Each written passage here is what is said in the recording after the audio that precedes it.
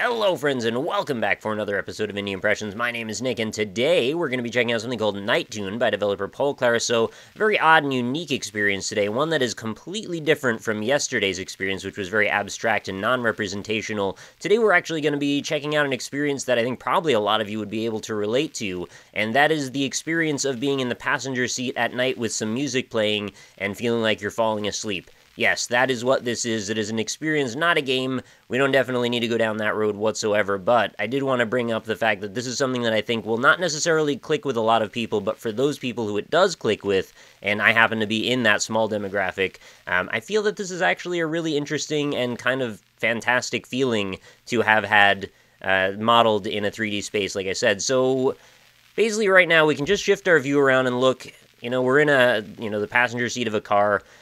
Kind of disturbingly, there doesn't happen to be a driver for whatever reason, but I think it's mostly due to, lack of modeling and animation being necessary for this, because really the core of this experience is being able to sit and look out the window. And the other major thing here is, well, we've got a radio here, which we can actually interact with. So I'm going to select a song that I've actually made myself, go to the desktop, and it is called Experimentation. And this will be our little backdrop while we relax and enjoy the ride.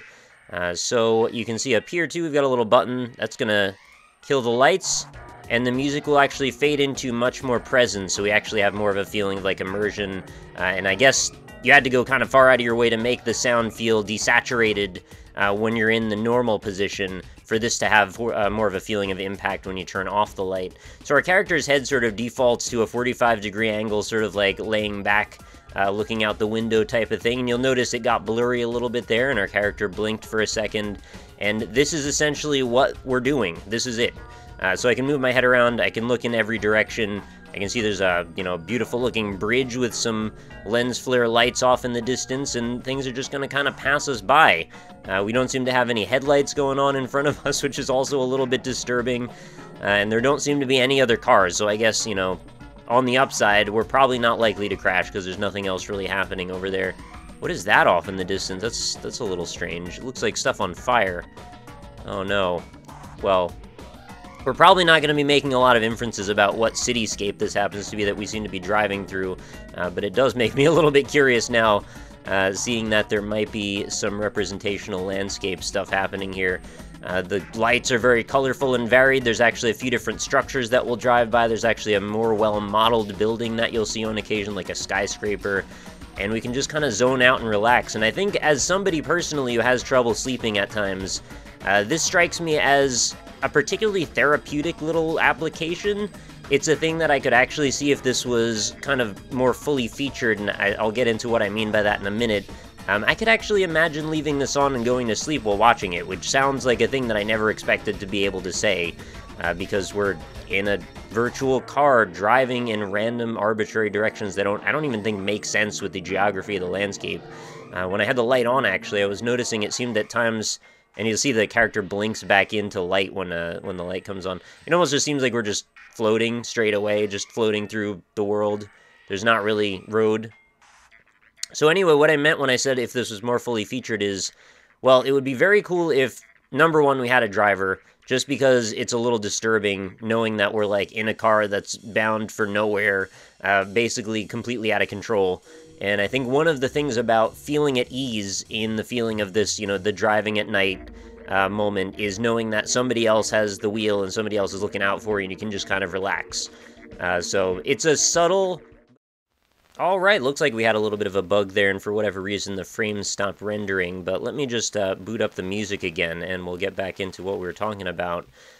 So basically I was just pointing out that the driverless vehicle is just sort of a subtle but present little detail that I find to be slightly disturbing in a way, just because, well, like I said, you want to have somebody there, letting you know that you're safe to let your guard down and just watch the road go by. Another thing that I think could be kind of neat, and, well, maybe this is just, again, sort of the subtlety of this all, and maybe this is all intended to be dreamy like this, but it would be kind of nice to be able to see some road that we're driving around on, just because, well, it gives you a sense of presence, it gives you a place for other cars to be driving past you in the other direction, which could give you a pile of extra lights to look at. as well as, you know, give you just a sense of purpose that you're moving somewhere different. But in this case, since everything is sort of a black silhouette, it works kind of nicely, just giving you this feeling that, well, it doesn't really matter where you're driving, you don't really know where you're turning, you don't really have enough landmarks to see if you're actually just going in circles. So I can see where this is like probably the most logical way to go about doing this, is to just leave it all ambiguous like this. Another thing that I could see being really nice is, and maybe this would just be sort of an option that you could toggle on and off with like the door lock or something, just, you know, something that you can interact with inside of the car, would be the ability to hear and feel bumps in the road, or, you know, have the feeling of having the rubber driving quickly along the asphalt. It would be kind of a nice thing, because I know that's part of the whole experience, is having that, the humming and the vibrations and the occasional bumping, even just subtle bumping, just to give you that feeling of presence. And I don't know that this necessarily was intended to just be literally a simulation of driving at night. There is a little bit of an artful thing to it the way it is right now, and I think maybe I would be removing some of that mysticism and artfulness to add those things. But I would also see that there's some inherent value, I think, in trying to create a simulation out of it. And one last detail that I thought of that I think would be kind of nice is if you could actually just crack the window a little bit and have the sound of the window added to it. So you could almost create your own custom night driving environment and scenario of whatever feels most appealing to you. So, I mean, there's not a whole ton else to talk about other than this. I just thought it was a really strange and specific thing that I actually ended up thinking was very cool. And probably with a lot of details that were fleshed out like that, I could easily see paying $5 for this just to run it, you know, on my, basically as a screensaver at night or whatever, just to help fall asleep. And I think this could actually be useful. I was also imagining, too, the longer you stare at it, maybe the blurrier eyes could get or something like that, or maybe if you click your mouse, you can unblur them, just as sort of like an extra layer of haziness to things, or maybe that could be another option that's customizable. You know, what time scale would you like to play in? How long would you like to take before you fall asleep? And sort of a sleep timer would act as, you know, your eyes getting foggier as you go. It could be kind of nice. But in general, it's a very relaxing experience, a very chilled experience, and I would love to spend more time looking at this environment too. And I wonder too if there could be more kind of randomization to this, maybe have a couple landmarks that'll show up differently every time you play it. And I guess we're sort of converging on like an LSD Dream emulator experience where like every time you play it, there's a little bit of a different something and could give you a bit of a different vibe of what it is that you're driving through. In that case, you're having dreams. In this case, you're having drives, I guess. Maybe something like that. And I could even imagine how fun it would be if you leave this on all night and maybe it would be tuned to your system clock, and then you'd wake up in the morning and the sun would be coming up in the game to match, you know, your actual life location as well.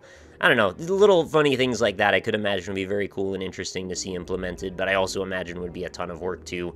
So it's not like I'm trying to see that stuff happen necessarily. I just like to talk about it and, you know, see where we go with these types of things. Occasionally developers actually like some of the ideas that I throw out there, so it's part of the criticism. It's all positive. I really enjoy this just the way it is. So, you know, take everything with a grain of salt. I'd love to hear what you guys think about this as well. Is Nighttune something that you might find useful or comforting or interesting to you? I mean, I think it just sort of intrinsically takes us back to that feeling of like your parents driving you to grandma's house or something like that, late at night, traveling in the dark. It's, you know, it's just a relaxing thing. And it's surprisingly easy to fall asleep in the passenger seat of a car sometimes, which you wouldn't think it would be since you're flying through the air at 60 miles an hour sometimes. Anyway, that's going to do it for another day, guys. Hope you enjoyed the episode. If you did, consider leaving a like on it. Hopefully you enjoyed this music as well, since I did make this and all. I don't know that I necessarily have this for download, but I think I do have it for stream. So if I have it up somewhere, I'll post it in the description as well, so you can listen to it without me babbling over it. And of course, leave a comment. I'd love to keep the discussion going after the video. Let me know what you think about any of the stuff we discussed during this, and of course check it out for yourself. There will be a link in the description for the game if you want to give it a try. It's a quick download. There's a whole bunch of different versions depending on what platform you want to play it on, as well as I think preferences towards MP3 or WMV. I can't remember if it's WMA or WMV, but it's got one or the other. So there's media stuff for you if you want to look for it. But anyway, thank you everybody for watching. I'll be back again tomorrow. New episodes of Indie Impressions go up every single day. Hopefully you'll be back for another one then, and I hope you have a fantastic night. Talk to y'all later.